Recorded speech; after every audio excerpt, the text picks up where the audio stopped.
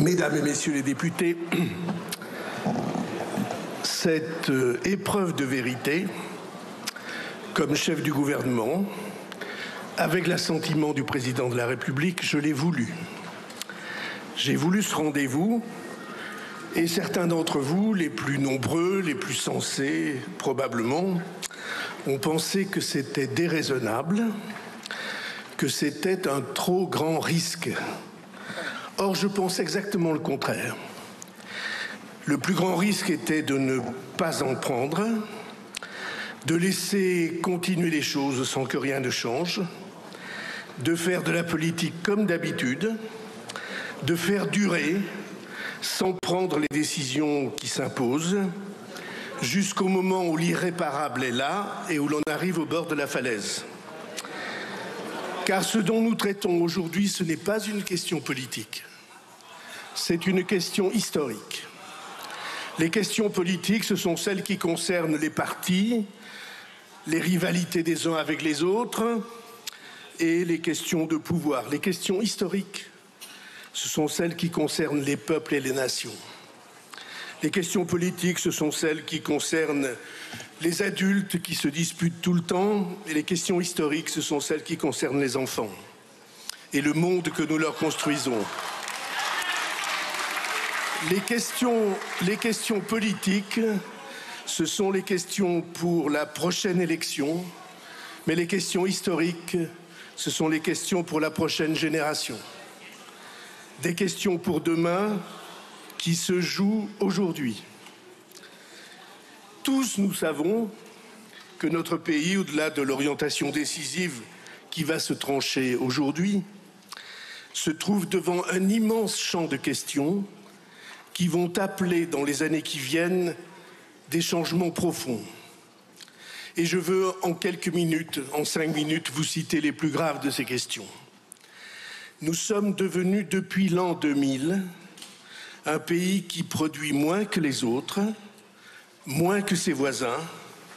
Notre retard de production sur nos voisins les plus proches, qu'ils soient allemands ou belges, mesuré par le PIB par habitant, est de 15% notre retard, et sur nos voisins néerlandais de plus de 30%. Et ce, malgré les efforts faits ces dernières années sur la création d'entreprises, sur l'emploi, sur l'investissement, par exemple avec France 2030. Imaginez ce que seraient nos revenus familiaux et les ressources de l'État si nous disposions de 15 ou 30% de plus à partager, nos salaires de 15 à 30% plus importants et les ressources de l'État de 15 à 30% plus abondantes. Si nous avions la production de nos voisins, la France n'aurait aucun problème de déficit, elle n'aurait pas de problème de dette. La production, c'est donc une urgence nationale. Parallèlement, et pas sans lien, nous sommes devant un immense problème d'éducation nationale. Notre école, notre collège, notre lycée, nos universités, jadis autant d'exemples pour la planète entière, sont aujourd'hui déclassés avec une chute sur la maîtrise des fondamentaux, sur l'écrit, sur la lecture, sur la langue, sur l'arithmétique élémentaire, des difficultés sur l'orientation, trop précoces, en tout cas pour moi, trop angoissantes, trop mécaniques et n'assurant pas la promesse républicaine, égalité des chances, d'où qu'on vienne, et s'il le faut, deuxième chance et encore troisième chance. Nous sommes devant une immense question de modèle social, inventée il y a 80 ans sous l'inspiration du Conseil national de la résistance et aujourd'hui gravement déficitaire, déstabilisée par le déséquilibre démographique, par le vieillissement des Français et par le déséquilibre du système des retraites. Nous sommes devant une immense question du logement. Logement des familles, parcours de la location à la propriété pour ceux qui le souhaitent, logement des jeunes, logement des aidants et même jusqu'au logement d'urgence. Le modèle est à réinventer. Nous sommes le pays du monde qui a le mieux identifié l'enjeu écologique, le développement durable, la production décarbonée. C'est une fierté, mais en un temps où cet enjeu est battu en brèche partout sur la planète, c'est un défi de mobilisation générale. Nous sommes devant une immense exigence et une inquiétude liées à la sécurité de tous les jours, au respect de l'intégrité des biens et des personnes. Et nous savons que cette inquiétude, c'est d'abord celle des plus fragiles. Et donc sécurité et justice, ce sont les deux faces de notre premier devoir d'État. Nous sommes devant la question que les migrations posent à notre pays et à nos sociétés. Les migrations liées aux différences de développement, à la misère chez les uns avec une démographie expansive, à l'abondance chez les autres avec une population déclinante, sans compter la déstabilisation climatique. Nous avons donc deux obligations, contrôler et maîtriser les arrivées et intégrer ceux qui sont et seront là, les intégrer dans ma conviction, par le travail, par la langue, par l'engagement à respecter nos principes de vie. Et je dois ajouter l'aménagement du territoire dans l'Hexagone, avec des déséquilibres entre les métropoles et les nouveaux déserts français, transport, équipement, centres de décision. Les territoires sont en demande et ont souvent l'impression que nul ne les entend. Et nos outre-mer, avec des enjeux de vie quotidienne et de destin, dont nous savons qu'ils doivent être totalement réinventés, enjeu que le gouvernement a saisi dès son installation. Tout cela est immense et urgent. Magnifique cathédrale à reconstruire pour un peuple qui le mérite, un peuple avec des capacités à nul autre pareil, au premier rang du monde pour les sciences fondamentales, pour les mathématiques, pour la physique, pour la chimie, pour la génétique, pour la pharmacie et pour les technologies, pour le quantique, pour l'algorithmique, pour la robotique, au premier rang dans le monde industriel à l'égard des empires, pour le spatial, pour l'aviation, pour les hélicoptères, pour la construction navale, pour les sous-marins, pour les centrales nucléaires. Mais tout cela, c'est une économie qui a conquis les sommets et qui doit reconstruire les camps de base, rééquilibrer son commerce extérieur, à commencer par le développement de l'agriculture, de l'industrie, de l'automobile, tout secteur où nous avons des atouts à l'équipement de la maison dont nous sommes presque absents. Mais tout cela, toutes ces questions sont aujourd'hui soumises. Allez. Ça me donne l'occasion de boire, c'est une bonne idée. Madame Chikirou, vous n'avez pas la parole. Merci de laisser Monsieur le Premier ministre s'exprimer. Mais tout cela, toutes ces questions sont aujourd'hui soumises à la question dont tout dépend, à la question vitale, d'urgence vitale, où notre pronostic vital est engagé, dont dépend notre État, notre indépendance, nos services publics, notre modèle social. C'est la question de la maîtrise de nos dépenses, la question du surendettement. Votre soutien, l'accord minimal sans lequel je ne pourrais pas poursuivre ma mission, je le demande à l'Assemblée nationale sur un seul point, mais décisif, le constat de la situation du pays. La France n'a pas connu de budget en équilibre depuis 51 ans. Depuis 51 ans, tous les ans, les dépenses s'accroissent, les déficits se répètent et les dettes s'accumulent. Tous les ans, nous dépensons plus que nos ressources de l'année et souvent beaucoup plus. Alors cela se justifie bien sûr lorsqu'il faut passer des crises. La crise des subprimes, crise financière mondiale sous Nicolas Sarkozy, et l'incroyable succession de coups du sort depuis 2020, le Covid, la guerre en Ukraine, la crise énergétique, l'inflation et les menaces de tout genre. Mais nous dépensons, mais nous ne revenons jamais en arrière. C'est devenu un réflexe et pire encore une addiction. Les dépenses ordinaires du pays, les dépenses pour notre vie de tous les jours, pour les services publics, pour les retraites, pour rembourser nos feuilles de sécu.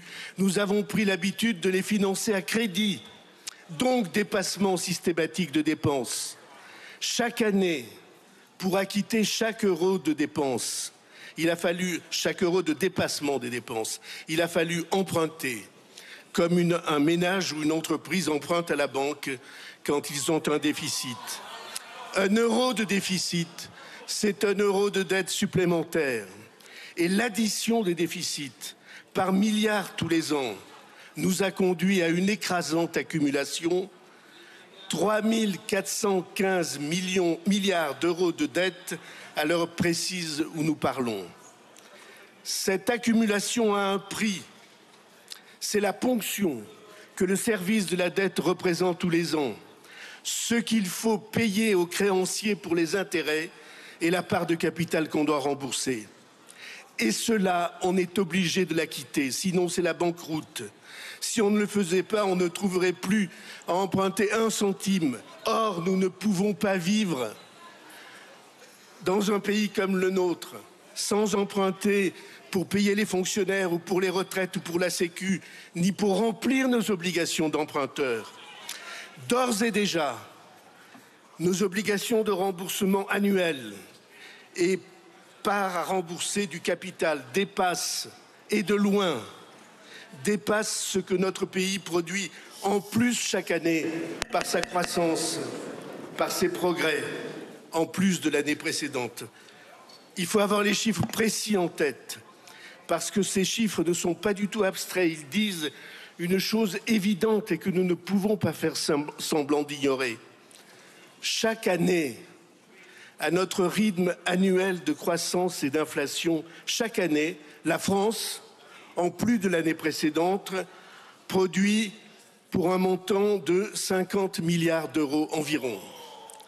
Face à ces 50 milliards en moyenne, en 2020, les annuités qu'il nous fallait verser représentaient environ 30 milliards par an. 50, 30. En 2024, c'était 60 milliards.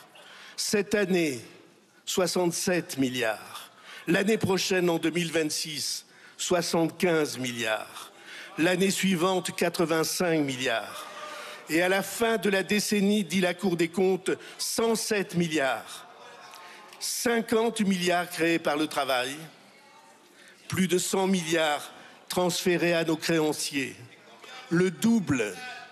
Autrement dit, tout le travail, l'inventivité du pays pour progresser pendant une année, tout ce progrès que nous voulons pour les nôtres, pour nos enfants, est entièrement reversé à nos créanciers. Et la majorité de nos créanciers, 60%, sont étrangers. Ce sont donc des dépenses obligatoires totalement improductives. Pas un emploi de plus, pas un service amélioré, pas un équipement mis en place. Notre pays travaille, croit s'enrichir et tous les ans s'appauvrit un peu plus. Mesdames et messieurs les députés, c'est une silencieuse, souterraine, invisible et insupportable hémorragie. Et si c'est insupportable, on ne doit pas le supporter. C'est le sens de la déclaration du gouvernement devant l'Assemblée nationale. Comme capitaine du navire, informé de la voie d'eau, qui s'élargit sans cesse, du flot qui envahit nos cales, je dis que notre devoir est d'abord et tout de suite de nous mettre à l'étancher et de nous y mettre tous. Alors, on me dit, mais c'est pas urgent. Ça peut attendre. Vous êtes trop impatient, vous voulez aller trop vite. Le bateau flotte encore. Il ne faut pas troubler les passagers et l'équipage. Là est précisément la confrontation des points de vue. Là est la prise de responsabilité de chacun. Je dis au contraire que si nous voulons la sauvegarde du navire sur lequel nous sommes et sur lequel sont nos enfants, il faut agir sans retard. Et ce n'est pas hors d'atteinte. Cela demande seulement la mobilisation de tous et un effort modéré de chacun si l'on s'y prend à temps. Mais il convient, même brièvement, d'élargir l'analyse, de dépasser les conséquences que je décris sur la vie des Français et d'envisager, je veux le faire devant vous, ce que seraient les conséquences sur le destin de la France. Nous tous, d'où que nous venions, nous sommes les héritiers de la France. C'est ce destin unique entre les peuples, d'une puissance moyenne par le nombre de ses habitants, mais à vocation universelle, qui nous a fait ce que nous sommes. Et aujourd'hui, le destin de la France, notre nation écrite dans l'histoire, se trouve menacé par nos quotidiennes impérities. Pour une nation, la question de l'influence est vitale. La capacité à faire rayonner ses valeurs. Nos valeurs françaises et universelles partent menacées. Les droits de l'homme et d'abord le droit des femmes, le droit au respect et à la liberté des femmes, le droit des enfants, le droit à la liberté et au respect de la vie privée, le droit à la libre opinion, à la libre conviction, le droit à la libre religion, à la libre philosophie, le droit à se former.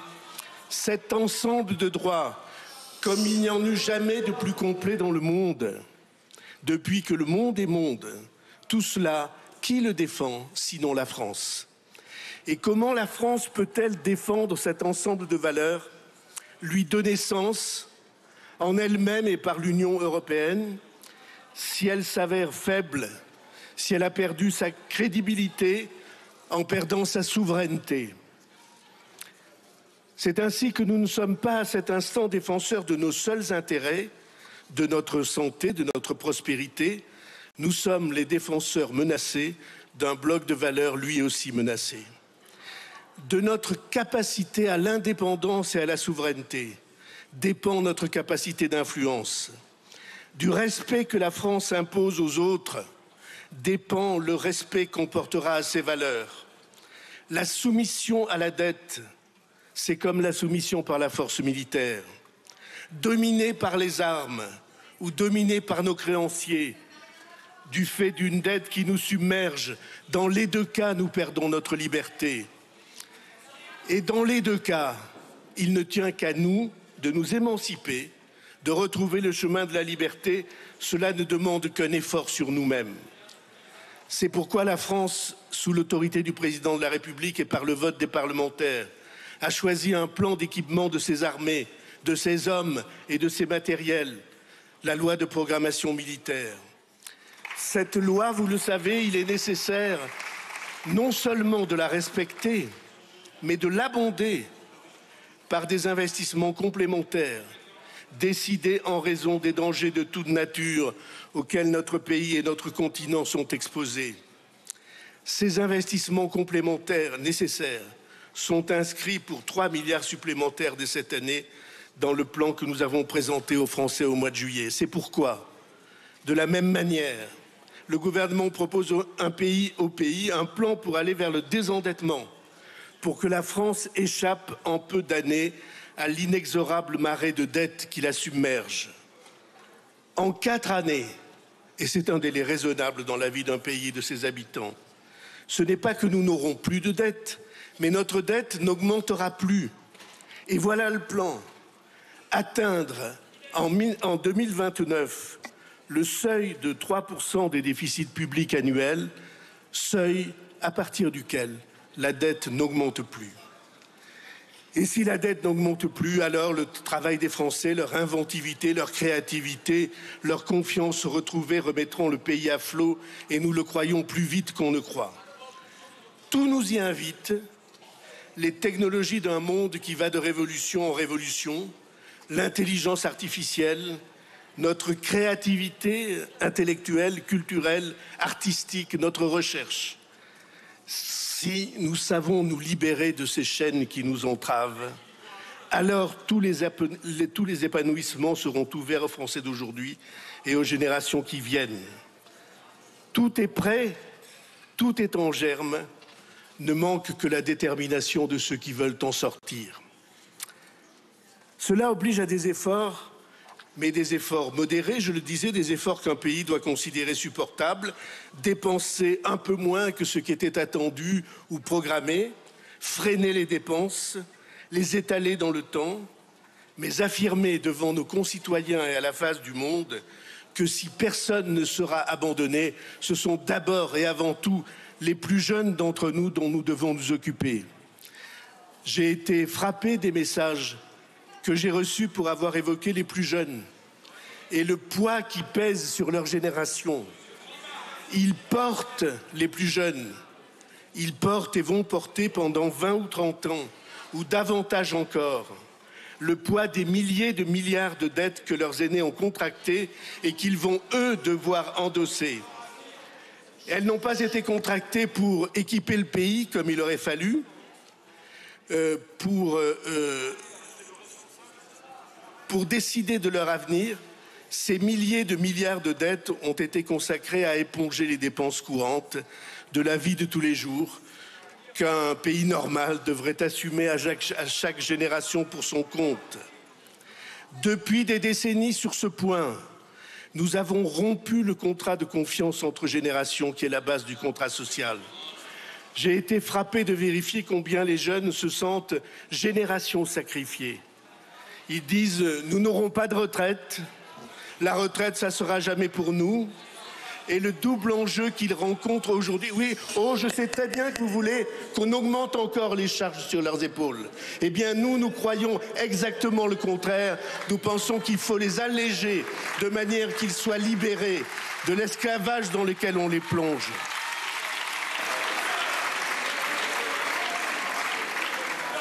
Allez, s'il vous plaît. S'il vous plaît, silence.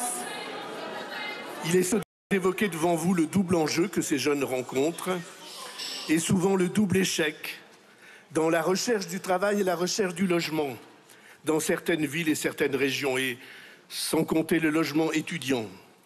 Génération qui ne se voit pas d'avenir commun. Cette situation, pour nous, elle est insupportable du point de vue démocratique, insupportable du point de vue civique, autant que du point de vue moral. La prise de conscience, c'est aussi celle-là, que les plus avancés en âge unissent leurs efforts pour alléger la dette que les plus jeunes devront acquitter. Ne leur dites pas que vous les aimez, que vous veillez sur eux, si vous faites semblant d'ignorer la charge écrasante accumulée sur leurs épaules. J'ai parlé de cette... Si vous criez, je bois, donc c'est une bonne chose.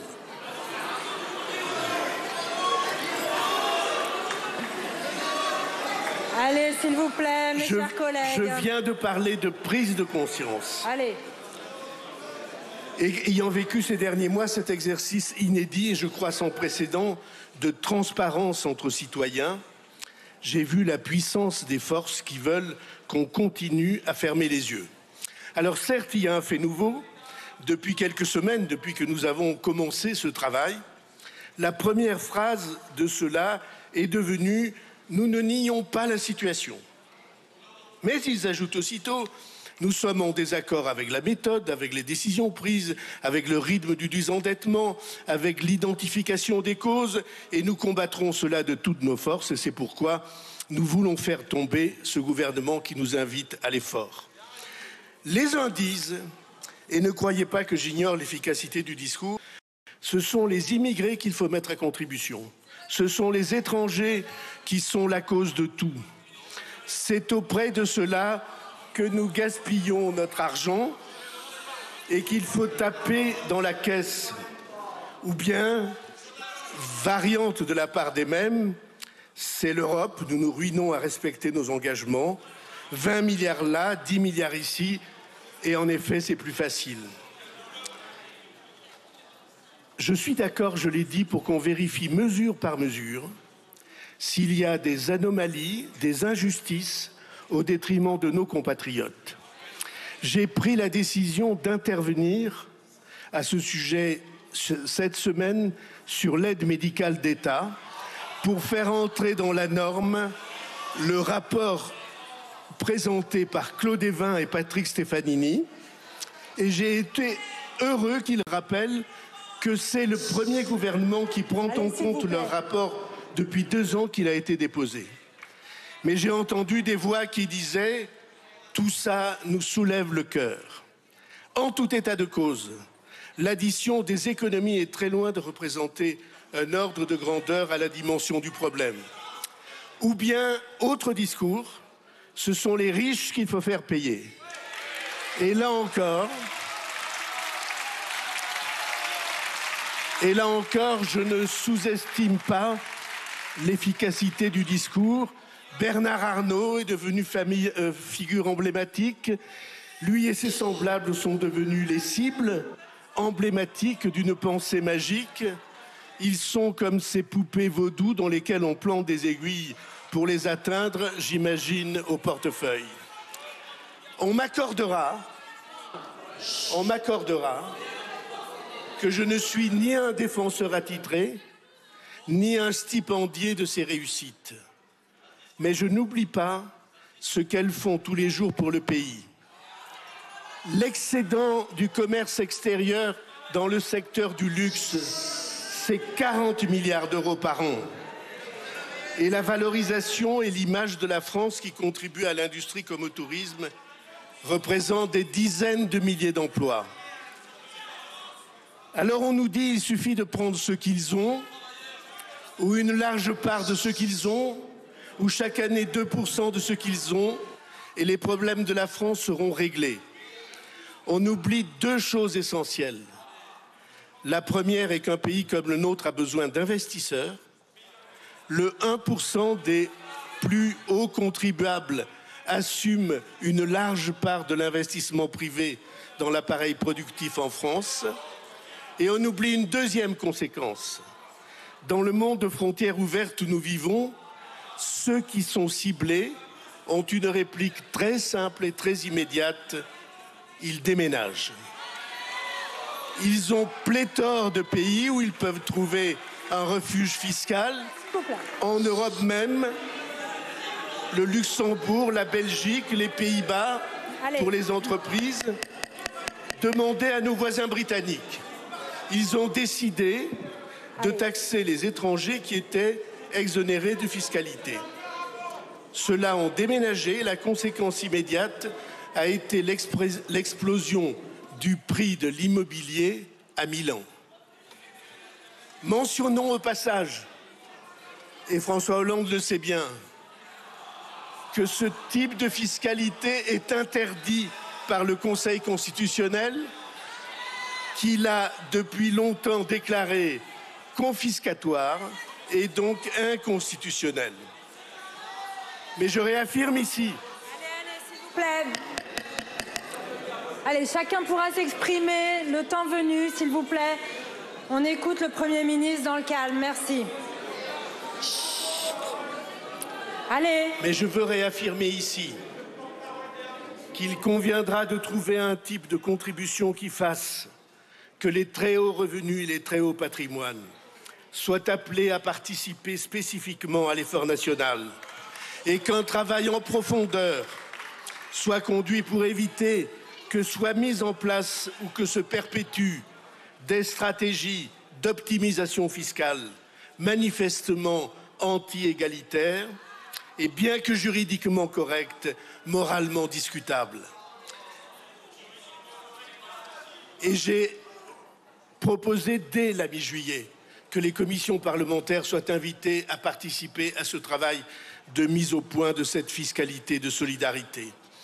Les solutions de facilité, celles qu'on vante aux Français à longueur de discours, ne suffiront jamais.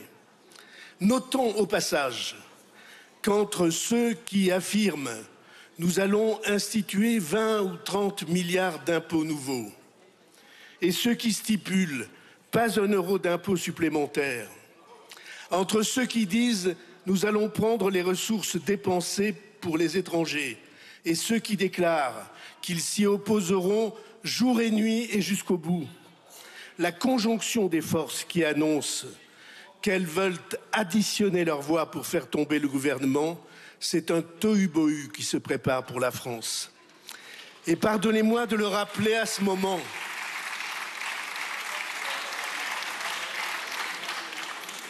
Le problème, la menace, le risque pour la France demeurera entier. Parce que, mesdames et messieurs les députés, vous avez le pouvoir de renverser le gouvernement, mais vous n'avez pas le pouvoir d'effacer le réel. Le réel demeurera inexorable. Les dépenses continueront d'augmenter plus encore. Et le poids de la dette déjà insupportable sera de plus en plus lourd et de plus en plus cher. Il n'y a donc qu'un seul chemin pour que notre pays s'en sorte. Aujourd'hui, comme dans les années 50, quand le général de Gaulle et un peu plus tôt Pierre Mendès France affirmaient tous les deux, dans le même sens, pour l'un, qu'un pays qui n'est pas capable d'équilibrer ses finances publiques est un pays qui s'abandonne, et pour l'autre, je refuse que l'équilibre des finances publiques se fasse par l'accroissement chronique de la dette. C'est la question précisément qui est posée aujourd'hui. Mesdames et messieurs les députés, dans cette démarche inédite qui vise à mettre tous les parlementaires face à leurs responsabilités propres, personnelles, humaines, tous ceux qui voient bien que quelque chose ne va pas, même s'il est plus commode d'ignorer cette évidence, dans cette démarche, il y a une certaine idée de la démocratie et du gouvernement d'un peuple. J'ai choisi de m'adresser à vous comme si le destin n'était pas écrit, comme si la réponse de l'Assemblée nationale à l'engagement de responsabilité n'avait pas été annoncée partout, à cor et à cri, sur tous les tons et toutes les antennes, de la part du plus grand nombre des groupes de cette Assemblée.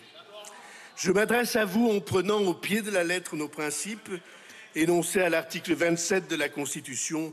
Le droit de vote des membres du Parlement est personnel, ce qui veut dire en principe que les mots d'ordre n'ont pas leur place ici. Ce qui a sa place ici, c'est la conscience personnelle de chacun des députés de la nation.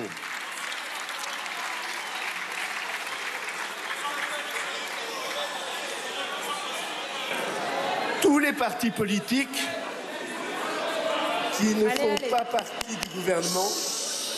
S'il vous plaît. S'il vous plaît.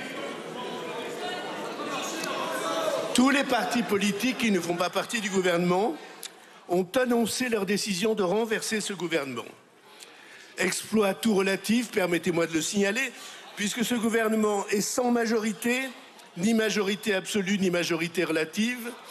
Gouvernement dont la chute irrévocable, je le sais bien, était annoncée depuis la première minute de son existence. Je veux apporter ici une précision. J'ai une haute idée des mouvements politiques. Je me suis engagé quand j'avais à peine plus de 20 ans dans celui auquel j'adhère encore aujourd'hui. Je ne l'ai jamais quitté. Je l'ai défendu quand nous n'étions qu'une poignée à y croire encore. Je l'ai porté envers et contre tous. Et je suis fier de la génération de responsables qui m'entourent aujourd'hui. Et je suis certain que sur beaucoup de ces bancs, le même sentiment d'intime fidélité et de fierté avec le parti auquel vous adhérez est partagé.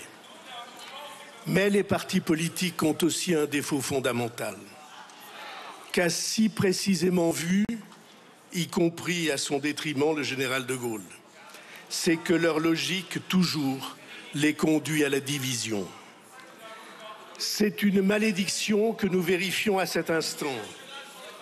Notre pays a le plus urgent besoin de lucidité, il a le plus urgent besoin d'unité, et c'est la division qui menace de l'emporter, qui menace son image et sa réputation. Les forces politiques qui annoncent qu'elles vont faire tomber le gouvernement, ce sont les forces politiques les plus opposées entre elles, celles qui se désignent comme ennemies, celles qui sont incompatibles par les idées autant que par les arrière-pensées et qui échangent d'un bout à l'autre de l'hémicycle les injures et les mises en cause. Ce qu'elles préparent,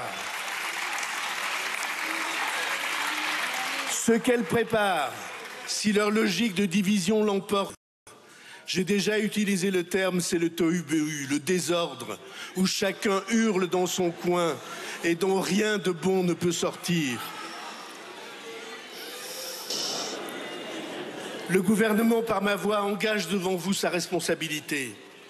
Ce qui signifie que par ma voix, à la tribune, il dit « Mesdames et messieurs les députés, le problème dont nous vous saisissons, comme représentants de la nation, nous paraît si grave, il implique si profondément chacun de nos concitoyens qu'il requiert votre soutien. Sans un soutien minimal de la part des Français représentés ici par leurs députés, l'action exigeante et courageuse que la situation implique n'a aucune chance de pouvoir s'imposer. Et s'il n'y a pas ce soutien minimal, cette entente minimale entre les grandes sensibilités du pays sur le constat et sur l'impérieuse trajectoire de redressement, alors l'action du gouvernement serait vouée à l'échec et pire encore, elle n'aurait pas de sens. S'il s'agit toujours de faire semblant, de ménager la chèvre pour obtenir le chou, de se rendre aux logiques de marchandage et de division, de dissimuler l'essentiel pour communiquer sur le secondaire, en sachant qu'on continue la marche vers l'accident, je vous le dis, je ne serai pas l'homme d'une telle politique. Je crois au compromis, mais je crois au compromis quand il respecte l'essentiel. La vérité des hommes et des choses, la hiérarchie des ordres et des urgences. Je crois aux compromis qui ne se construisent pas sur l'ambiguïté.